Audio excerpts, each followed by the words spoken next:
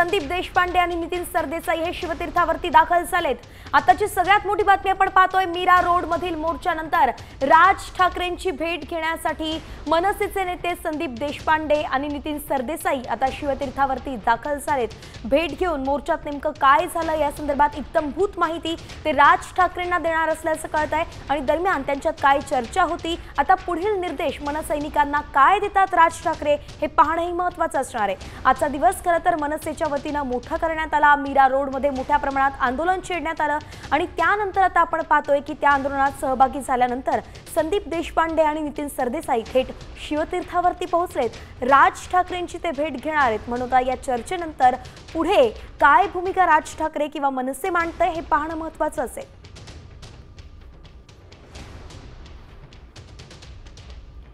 राज ठाकरेंच्या भेटीसाठी संदीप देशपांडे आणि नितीन सरदेसाई दाखल झाल्याचं आपण पाहतोय। खरं तर गेल्या काही महिन्यांपासून मराठीचा मुद्दा चिघळताना दिसतोय आणि आक्रमक होताना दिसतायत। त्याच दरम्यान हा सगळा घटनाक्रम बघतोय। मयूर राणे आपले प्रतिनिधी आपल्यासोबत जोडले गेलेत। मयूर, ही दृश्य आपण पाहतोय, नेमकं भेटीमधला महत्त्वाचा मुद्दा काय असणार आहे?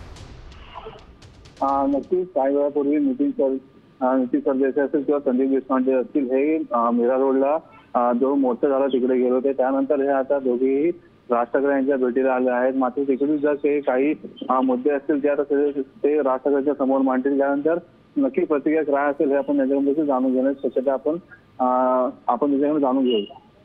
धन्यवाद मयूर, अगदी सविस्तर अपडेट आपण दिली आहे। या भेटीनंतर नेमकं आता पुढे काय येतं, चर्चेतून काय निष्पन्न होतं आणि पुढचे निर्देश आदेश काय दिले जातात मनसैनिकांना हे पाहणं महत्त्वाचं असणार आहे।